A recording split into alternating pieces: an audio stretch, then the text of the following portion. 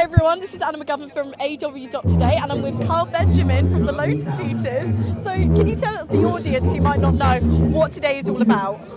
Today is, I think, the beginning of a movement actually, because it becomes apparent that there are many people who have been expelled from the politically correct consensus, monstered by the media and in some fashion cancelled, to the point where actually lots of grievances that are legitimate have been arrayed against the establishment in Westminster. And I think it's about time that they all find themselves singing from the same hymn sheet, because really all of our problems stem from the same issue, and it's the treason of the politicians against the public. We're not being represented. We deserve to be represented. This is our country. We want to take it back. So you made headlines this week. The Lotus Eaters was trending on Twitter. Everyone was talking about it. Do you want to talk a bit more about exactly what happened? We had, as a platform, not myself, but one of the presenters there, Connor Tomlinson, had interviewed the former Prime Minister Liz Truss, and the interview was quite great actually, because she explained how, and in her words, we're trapped in a Blairite prison, so nothing authentically conservative can happen in Britain because of the structures Tony Blair has set up.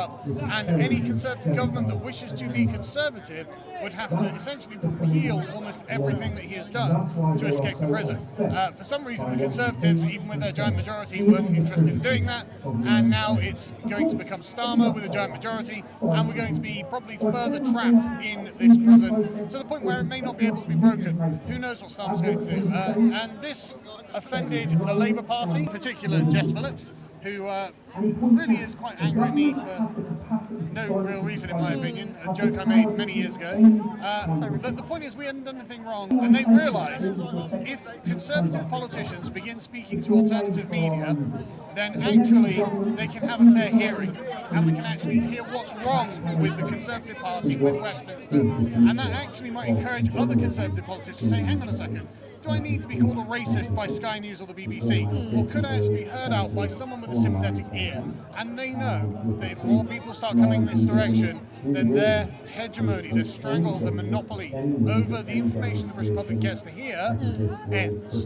That's what this is about. I think as well on media, social media, Tommy Robinson is depicted awfully on there, and many of the mainstream media as well. But then many of the public have actually come here today. They're very much in support of him. Everyone in the crowd that I spoke to said, they're here for Tommy Robinson, and if he actually was to stand in the general election, they would be voting for him. So what do you think it is about Tommy Robinson that resonates so much with people?